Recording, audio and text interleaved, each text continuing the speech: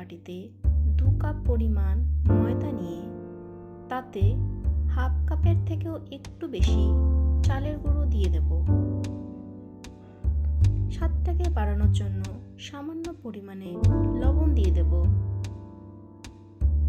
এরপর পুরো মিশ্রণটিকে ভালো করে মিশিয়ে নেব।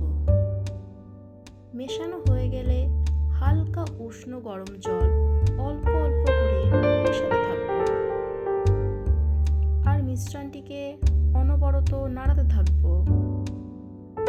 আমার মনে হয়েছিল জল একটু কম হয়েছে, তাই আর একটু জল দিয়ে মিশ্রণটিকে ভালো করে মিশিয়ে নিয়েছি। এইভাবে অনবরত মিশ্রণটিকে মেশাতে থাকতে হবে। দেখুন, ঠিক এই রকমই একটি ব্যাটার তৈরি করে ফেলতে হবে। না খুব বেশি ঘন, না খুব পাতলা। বেশি পাতলা হলে দেখা যাবে কড়াই থেকে আর উঠছে না। এখানে আমি পাটিসাপটা বানানোর জন্য ক্ষীরের পুর নিয়েছি। আপনারা চাইলে নারকেলের পুরও ব্যবহার করতে পারেন। ক্ষীরের পুরটি আমি আগের দিন শুকনো শুকনো করে বানিয়ে ফ্রিজে রেখে দিয়েছিলাম। আমার এই ক্ষীরের পুরের রেসিপিটি জানতে চাইলে অবশ্যই কমেন্ট বক্সে জানান। অন্যদিকে ওভেনে একটি ফ্রাইং প্যান গরম করতে দিয়ে তাতে অল্প পরিমাণে রিফাইন্ড অয়েল ব্রাশ করে নেব। এরপর প্যানে ওই ব্যাটারটি দিয়ে দেব এবং আস্তে আস্তে হতে দেব। ব্যাটারটি উপর থেকে ড্রাই হয়ে গেলে আগে থেকে করে রাখা ক্ষীরের পুরটি চেপে চেপে লম্বাটে আকার দিয়ে পাটিসাপটার একধারে বসিয়ে দেব।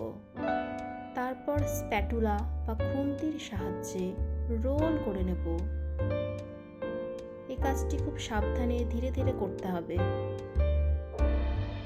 এখানে অবশ্যই মাথায় রাখতে হবে ওভেনটি যেন একদম লো ফ্লেমে থাকে।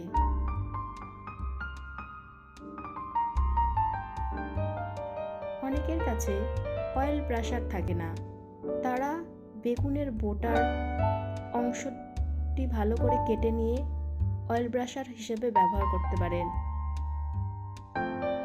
এভাবে একে একে সব পাটিসাপটাগুলি ভেজে নেব। তৈরি হয়ে যাবে আমাদের টেস্টি টেস্টি পাটিসাপটা। ভালো থাকবেন, সুস্থ থাকবেন। ভিডিওটি ভালো লাগলে লাইক, কমেন্ট, শেয়ার করে দেবেন। ইউটিউব থেকে দেখলে চ্যানেলটিকে সাবস্ক্রাইব করে দেবেন। আবারও আসবো